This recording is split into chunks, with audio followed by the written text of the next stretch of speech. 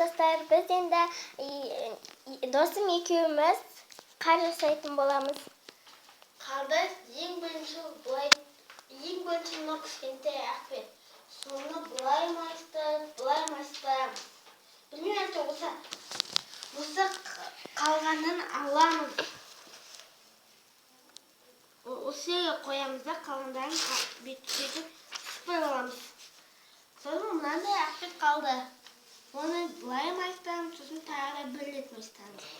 Осылай майыстырамыз. Сосын осылай тұр ғой, аяғына қаратамыз да, бүйтеміз, және бүйтеміз.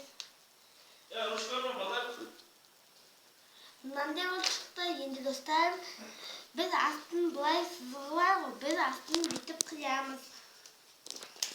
Сол кезде енді кішкене ақбет қалады, оны бүйтеміз, сосын өзіміз білеміз қалай қисақты. Ден ғой? Бүйтіп қияды, Ол қиды. Енді біз осы жер қалды ғой.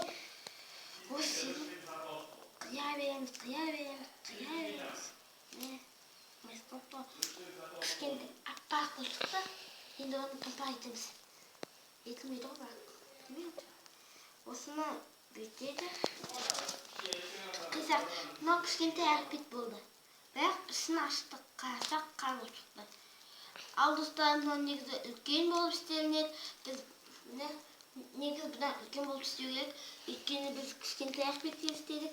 Үлкен ақбетте осындай болады. Оның қалдықтарынан осындай кішкентай қалда жасауға болады.